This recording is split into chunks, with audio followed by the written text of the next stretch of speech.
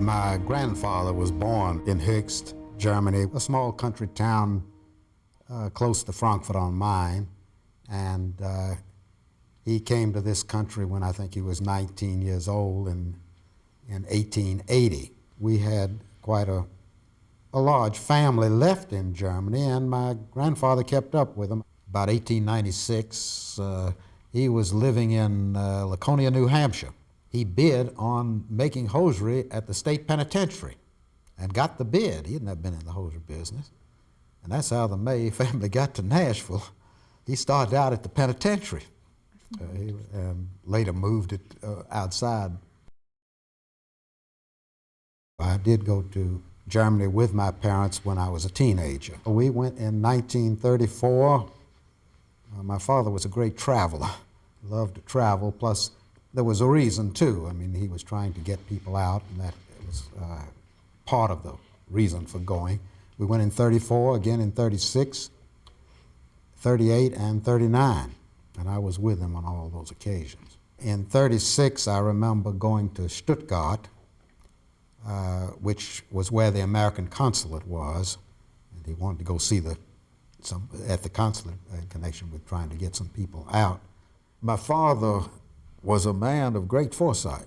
He recognized the danger of Hitler in the early days of Hitler and said he should be stopped. And my father spent a great deal of his time involved in this. My father was a person that felt very deeply about saving the Jewish people. We were fortunate in that we could provide jobs for so many of these people. Only they would let you bring people out if they weren't going to be a burden. We got them started with not the greatest jobs, and for a hosiery mill didn't pay great salaries, but it was a living. I'd heard that the May family brought 210, provided 210 affidavits over a period of from 1934 on. Do you know when it stopped? Well, it would have stopped in 39, because that ended with the war. In 1939, we went to Europe. My father was a delegate to the World Zionist Congress. As it turned out, it wasn't known, of course, at the time, but it was organized right on the eve of World War II. All the big names that we know now that created the State of Israel were there at this meeting. And, of course, no one realized the great tragedy that these people, who a large percentage were from Poland, places like that, Romania, when they left there and it broke up, let's say the war was just so imminent, this was the end of August, broke up, and those people, of course, went back, and most of them to their death. In your visits in 36, 38, 39, how would you describe the atmosphere in Höchst or in Stuttgart or anywhere, if you want to speak about other places, among the Jewish residents?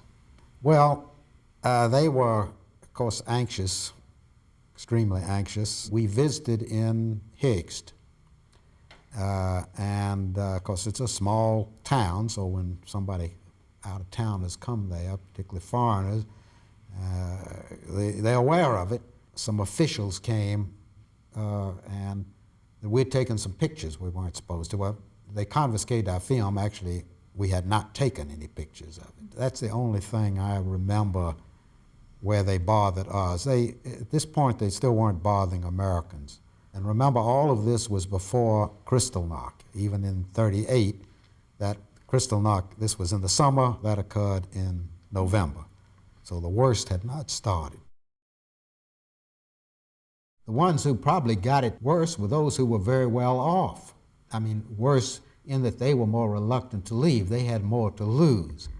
The people that we brought over earlier, by and large, were not those as well off as some of the later ones, and in particular, one of my grandfather's brothers, Moses was his name, and he was very wealthy.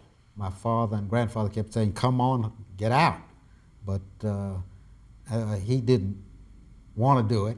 First of all, the German Jews were relatively felt a certain security. They were kind of like we here in this country are today. They just didn't think that could happen in Germany. Certainly no one ever foresaw the extent that it would happen, but that they didn't. They thought, well, he'll outlive Hitler, is what he sort of felt. On Kristallnacht, he and his son-in-law were arrested. They paid heavy fines and got free, but that convinced him. And they arrived probably the spring, their whole family. They came in the spring of '39, so they didn't get out much ahead. Had they waited much longer, they wouldn't have been able to get out, and I'm sure they'd all be dead now. During the war, my father was a hawk. I mean, he felt that we were going to be in it sooner or later, and that we had to, and we should do something right away. So he was very pro-English, for example, in the days when England stood alone, and that we should do everything to help England. Do you remember being a part of the family discussions between your father, your uncle, your grandfather on the whole question of rescuing these people, of providing them a place of sanctuary? Well, I don't really know, was any philosophical discussions. It was just a thing you did. Some Jewish people have said they would never go to Germany. I have been to Germany since World War II, and in 1965 I took, at that time, my two older children with us, and we went to Höchst. I also took them to Dachau. I wanted to see, what did happen also. I mean, the Germans that we met were very nice and everything else, but I wanted them to understand that what had really happened at one point. One of the messages which we, I think, have learned from this experience is that the worst can happen, and when there's a chance to save people, we should save people.